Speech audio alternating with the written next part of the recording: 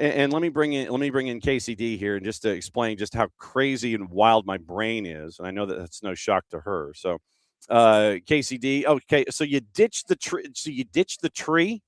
Yeah, I don't have it all down yet, but that went away. Okay. We're kind of getting to that point, you know. Yeah. So, well, and I mean, we were getting to that point upstairs, and so we kind of took all the decorations down that needed to be taken down that would take effort. Right. And with the artificial, we have the artificial 7-foot tree, and so it's the one that you pull off in like 3 separate sections, and you can kind of collapse it, and you hope it fits into the box. We actually got one of those like golf club airport carriers. Oh yeah. And those work with the artificial tree. They actually make them for the artificial trees. And so it literally looks like something I'd carry my golf clubs in. But yeah, apparently we just smash the 3 pieces together. You put it in that thing and it goes into the storage locker. So, Well, that's why I haven't taken down my like 6-foot artificial tree that I have, because it's the same thing. And I'm like, I don't know where I'm going to put this. I have a thing for it, but we'll see. yeah, so we actually had to get a separate storage locker for all of other things. And so we just put it, it's like the anchor of the second storage locker is this tree that looks like it's a set of golf clubs. And the fake mums are over your left shoulder still. Yeah. Yes, those will stay. Okay. Those will stay. Those are my favorite. Yes. All right. So the way that my brain works, and I know that you're still sitting there going, "Oh my God, what have I gotten myself into?" Not quite. Not quite. It is, last week we were kind of getting into the NWSL. We wanted to talk about the hip rule and all of that stuff. So we'll start there, and then all the other stuff that crept into my brain between like 7:30 and 8:30 when I emailed you this morning. I was trying to explain the hip rule is kind of like, for those that follow basketball, it's like the Larry Bird exception, where you can sit there and you can pay somebody whatever the heck you want. And in the NWSL, you've got that $1 million limit. With Major League Soccer, you've got the DP rule, where you can sit there and it's like it only affects the cap so much, but you can pay a DP a certain amount of money. And then with Lionel Messi, you could be imaginative about it. And it's kind of like NIL for Major League Soccer and all these kinds of things. Where are you when it comes to the hip rule and the NWSL turning hip all of a sudden? Generally, I'm all for the increasing of the funds to be able to go to players when it makes sense. So I do think, from a legitimacy standpoint of our league continuing to increase to going up into that upper echelon of professional leagues, I do think that certain things have to be in place to allow players to continue to be more invested in, to keep the best players here. So I think generally, this type of communication is important in these types of things occurring, going on. The thing that I keep getting caught on is somewhat what the NWSL Players Association said, was that the league just made the rule. Yeah. Out of the Washington Spirit wanting to put together a deal for Trinity Rodman. They denied it. Then they go and make this rule unilaterally, and it wasn't part of the collective bargaining agreement. So those types of things, I think, while it was well intended to implement something like this, I think that part is a very legitimate piece that they have pointed out from the Players Association. So when we are, and I don't want anyone to misunderstand this, we are one of the biggest proponents of the NWSL and what it is and what it can be when it comes to the world landscape of women's soccer. And I think that it's safe to say that the NWSL in and of itself is the most top to bottom competitive women's league in the world as it sits. 100%. And when I talk about the legitimacy and continuing to grow, I'm talking about professional leagues regardless of gender and becoming as big as they can, because we already know the status they hold in the women's game internationally and what they've done, the growth that's happened over the last 3 years, 5 years, 8 years. It's pretty incredible. But I'm saying being one of the top leagues in the world, full stop. And how they do that and how we get there may take time. But I think that steps like this are important. It's just, how do you get to that point?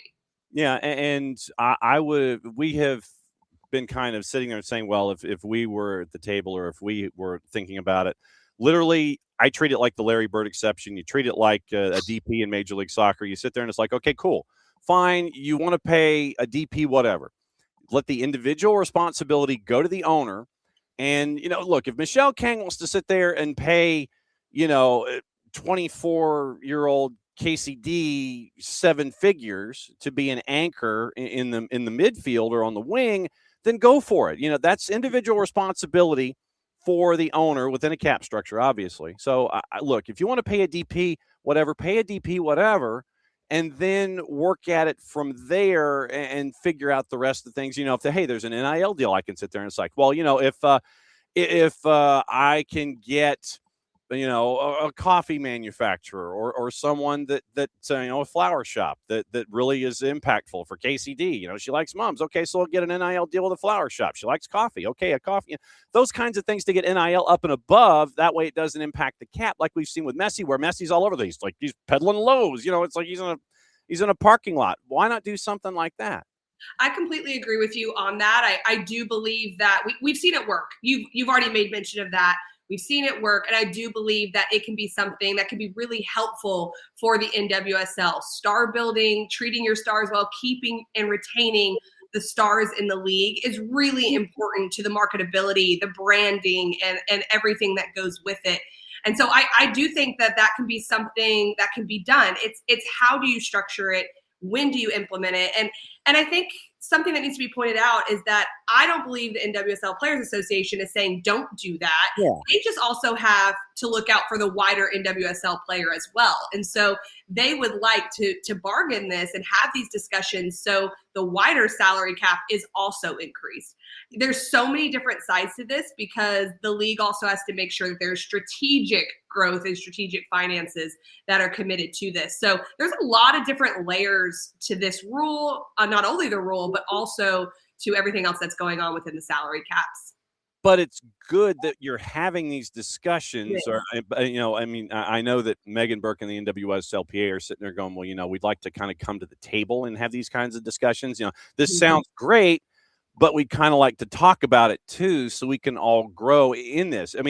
I'm glad that the league is at this point, and it's a critical point because you lose Naomi Girma, you lose Alyssa Thompson to Chelsea and to Chelsea. And Lindsay Heaps is at PSG, and you want to try and draw those players back to the States. I would imagine, and this is just me, I would think that Lindsay, being fairly new as a shared last name person, that she might want to be closer to her husband who's in San Diego instead of playing with PSG. She might want to be in San Diego. She might want to be in Los Angeles, and to have these kind of opportunities to draw those players back, in addition to drawing those players like we were talking about last week with Temo Shawinga, Barbara Bonda, all those, to have that opportunity to draw them back, I think is just as crucial here. That's a good point. It's not just about retention. It's about drawing players in as well and giving the ownerships and the clubs the ability to do that and to make it where the financial piece isn't necessarily the only piece because they are competing. And honestly, it could be the best offer that there could be out there in the world for these players. So then you're only competing against where do these players want to play. And when you take that part out of the equation, it makes things a lot easier when the NWSL is as successful a league as it is internationally. And we're seeing right now with the NWSL, Boston is building, and we're seeing names being drawn in. We are efforting Ella Stevens, by the way, considering she's a local. So Ella Stevens, you get to bring her into Boston. And you end up with, where were my other transactions here? So you end up with Nikki Hernandez joining Boston Legacy, the Mexican international defender, a 2-year deal through 27. And you end up with, that's just another piece that's drawn in. Once again, we talk about Denver adding pieces and Boston's adding pieces. And so, as much as we sit here and talk about off the field stuff, you got to combine that with the on the field stuff with all these teams that are building and all. So it's like you're hitting a critical mass with all of this information and all these players. It's like, yeah, we're building, but we've got to have key decisions. It's a crazy time right now in the NWSL. It is. And as much as people already know that the NWSL is here to stay and it is a top league, if not the top league in a lot of people's opinions, there's still a building phase. And that's why you are seeing from a league perspective, these types of salary cap conversations, the high impact rule, all these things happening because we don't have all the answers yet to make sure that it is going to be the top leading league for as long as can be. And then you break that down even smaller into each of these teams having to build. We're starting to see individual teams have cores that stay. And so the building process becomes a little less daunting, but you still have teams that performance-wise weren't where they needed to be, and they're trying to overhaul teams, get new players in. You've still got expansion teams coming in. And so the building piece is a central figure, whether you're talking about expansion teams, teams within the league that have existed, or even the league as a whole. And like I said, you might be incredibly happy where you are right now and talking about the game and being on camera and all these kinds of things. Do you ever get the itch to either go back into a front office or being a coach on the professional level? Not at this point. I don't. I don't. Just because I love what I do, and I also still was able to coach for a majority of the years that I was getting into broadcasting. So I'm enjoying just talking about the game, tactically assessing the game. It's been great. Who knows what the rest of life has to offer me or where my brain will go? But right now, I'm quite content. Yeah, and no one likes having mommy home. I know that that's also the case. Trey, look, they run it. We know what's going on. The reason I brought in coaching is because of all the chaos that happened over the last couple of days. And Wilfred Nancy only getting 33 days at Celtic, and we've been screaming about that for the last 24 hours. I mean, literally, we've been screaming. You have what happened with Ruben Amorim at Manchester United, where he was kind of fed up, and you could tell in the press conference after Leeds, it's like, nope, I got 18 months on my deal, and then we're done. Next guy comes in, all this kind of stuff, and then Manchester United's like, oh, really? You got 18 months left on your deal? Okay, see ya. When it comes to the level of patience these days, when it comes to managers or head coaches that want to be managers or think they're managers when their front office really thinks they're only a head coach, and then you have front offices that freak out and freak out over and over again. I don't know if I would want to be a coach in these high-powered dynamics these days because of all of the short fuses that businesses have these days with their coaches. I could talk about this forever. There are so many layers to this conversation. Okay. Coaching is hard. And you said it. I don't know if you'd want to be a head coach under those stakes. It is incredibly difficult. One thing that sticks out into my brain comes from my UEFA badges that I did over in Wales. And I know I've mentioned that once before with you, that I did that over there. That's been a great situation for me. They talk about managing up.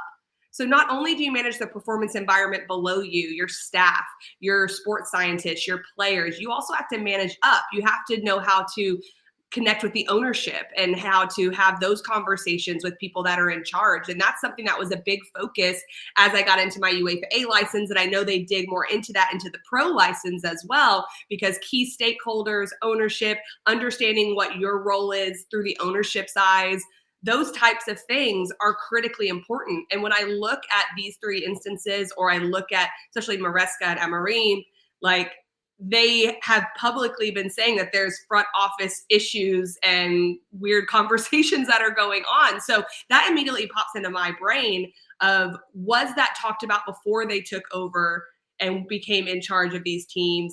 Or did that not set them up for success because maybe those discussions weren't happening about those expectations?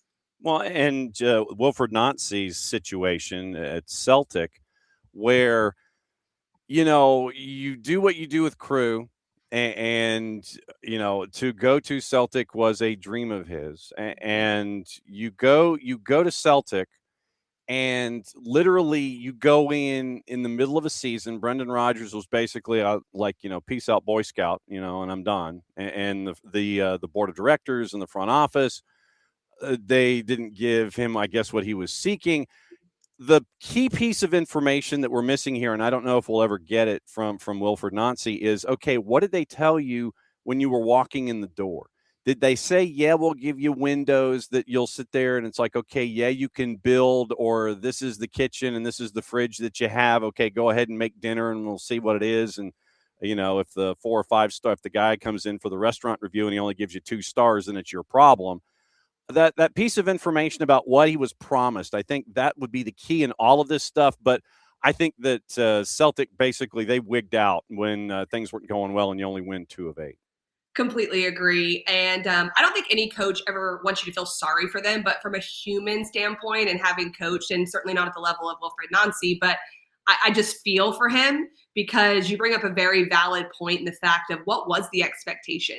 Did he go in being told, you've got to win this many games right away? Because the interim coach before had won, I believe, 7 out of 8 games Yeah. before Nancy came in. Yeah. And so there actually was some wiggle room there of like they were in a good spot, things were going okay. So was this a short-term vision from the beginning or was it not? And if it wasn't, yes, the form we know, we can't argue, was not good in the 33 days, I believe it was, that Yeah. Nancy was in charge.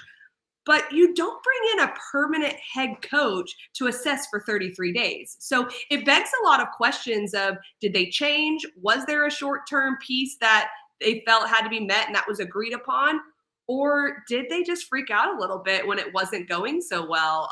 Was there something internal? I don't think we'll ever necessarily know, but no one, in my opinion, should be judged over 33 days, especially a coach that has had the success that Nancy has had in the past. You know, with time that he can build something.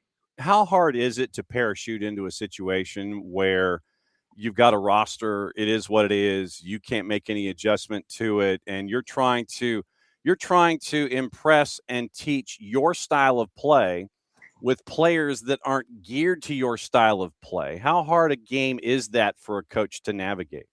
It can be incredibly hard when you're waiting for a transfer window or you're waiting for a time when more player profiles that fit your system can come into the team. But you know that going in, that you don't necessarily have that. You assess the roster. So flexibility is the name of the game when you come in and have to have short-term gains potentially. I just, to your point, would have hoped that he would know if that was the case, that he had this short-term amount of time to be able to make those changes. But it can be hard because you have this vision for how you want the game to be played. And we know Nancy has that. He has how he likes it to be played, very fluid. You have that vision, but it might take 3 months, 6 months, a year to see that truly come to fruition. And you have to find ways to structure your team to get results. And that can be incredibly difficult. How hard is it as a coach to tune out the external stuff and focus on the day-to-day and only focus on what your superiors, whether it's administration or college or pro, how difficult is it to tune out outside noise to try to be successful as a coach? I think it depends on the personality, the level of how hard that is. I think some personalities can tune it out very easily. I think others have a harder time with it.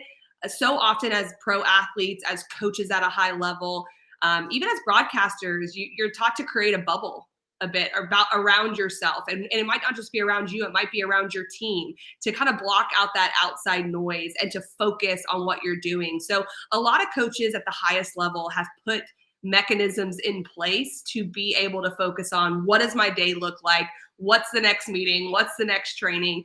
But unfortunately, at the highest level, like I said, you have to manage up, you have to be able to deal with the media. And so you can't block it out completely. You mentioned coaching is hard. Yes. And what I will probably do is start our conversation about how coaching is hard. Oh, so who you have today? That's why I brought my hug mug. Ah, it's a hug mug. Because coaching's hard. Sometimes you just need a hug. I was trying to figure out. It's like I saw these extended something or others. I didn't know there was. My dad got me this for Christmas, and it's like my favorite thing. I can kind of hold its hand while I drink. It's very cute. Okay. So we probably, so now that I have written down that coaching is hard as a conversation piece, is there something? Is there one or a couple of misconceptions that those of us that have never coached have about coaching, where you come at it from the aspect of coaching is hard? What are those of us that don't coach, that are either reporting or watching or being a fan? What are we missing out on here? The management of people. I think managing people can be very difficult, and there's so many wonderful tactical brains out there that can understand how to train a team, that can understand how to adapt in game and how to make tactical changes. And yes, there's different levels of understanding at the highest level and things like that. But what it comes down to is the management of people and knowing when to make decisions, how to make decisions, what's the right timing, how do you connect with people around you, whether that's your immediate staff, whether that's the person opening up the stadium, whether that's the field maintenance, whether that's the ownership, whether it's your left back. There's always people to manage. And when things are clicking and going, it makes your quote unquote coaching look easier. But coaching isn't just running a training session. It isn't just making tactical changes on the field. The management piece is what really can be draining at times and can be difficult. It can also be the most rewarding piece of coaching, is the management of people, but it can make it very hard at times. So then how different were you when you started in Lubbock at Texas Tech? That's a long time ago. Well, yes and no. I mean, I could have dropped a Tommy Stone reference in there, and we could have really gone down the rabbit hole. How different were you when you started at Texas Tech to then when you went to Exeter and were, a decade later? How different were you then, and how much better were you at managing all those things about coaching being hard? Well, the nice thing was, especially with the Texas Tech reference, I went in there as I was an assistant coach, but I was a full-time professional player. So I was in and out a lot. I was more a leader by example because I was playing on the women's national team at the time. But I knew that I wanted to have a career in coaching and a career in the game. So my role was completely different. But what I'll say about those first 10 years or so in and out of coaching before I got into it full-time was I was able to watch and I was able to observe how coaches interacted. What were the positive things of how they managed people? What were the things that didn't really work, but they had the right intentions behind it? And learning those things along the way. I definitely, throughout my years of being in a head coaching position, realized that personally, I needed patience. I'm an executor. I wanted to go in and knock things out right away and let's get everything going. Not everyone's like that. And wisdom comes with more experience and realizing that everyone's a little bit different, and how you connect with people and get the best out of people is different. And so I think that was probably my biggest growth area throughout the years. Well, you mentioned you were an executor. There's this line from the first ever coach of the Tampa Bay Buccaneers, John McKay, and their first 2 years they were awful. That they didn't win a game their first season, and they won their last two in their second season. So they had lost, I want to say 26 in a row or something before they got to their the first two wins in franchise history 50 years ago. And there's this urban legend that in a press conference, he was asked about his team's execution. He goes, so coach, what'd you think about your team's execution today? He says, I'm for it.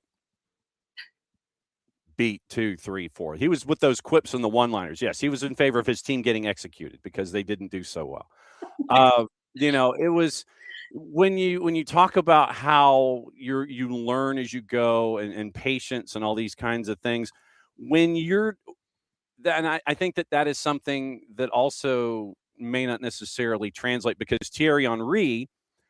I think Thierry Henry had that expectation of, okay, I'm teaching you here in Montreal, or I'm teaching you here, whatever. And the expectation is I'm thinking that you're going to be me out there because of what I've done, what I've accomplished. This was easy for me. Why isn't it easy for you? How difficult is that to put you as a player and your successes aside to try to have everyone else learn what you're trying to do philosophically? Does that make any sense? It does make sense. It can be hard, I think, especially early on in careers. And one of the things that I kind of went through early on in my coaching was dialing back, how did I learn that? And how did that impact me? Because you kind of just think of yourself as the end result as a player of what you could do then, but you were taught that along the way as well. And you were helped along the way as well. So dialing back and trying to figure out, how did people meet me where I was at to then therefore help me grow. And so that was a big part of my learning as well. And I really believe that one of the hardest things, and for any of these managers to do that go in, and for coaches in general, is maintaining team and individual expectations. Because you can say, oh, go meet everyone where they're at. And okay, you can have a kumbaya and your team's not any good. That's also not going to work either. So it's how do you keep team expectations high? individual expectations high, but partner that with a level of grace for mistakes and for individual growth and those types of things. That to me is the nuance of a really good coach, and why coaching can be so incredibly hard, because it takes discernment, it takes wisdom.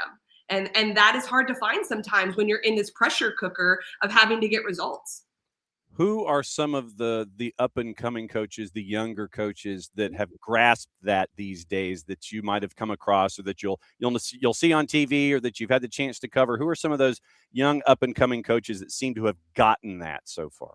Oh my goodness, you put me on the spot, and I am telling you right now, I don't even know if I can say for sure an answer. So that might be a next Tuesday Okay, so answer.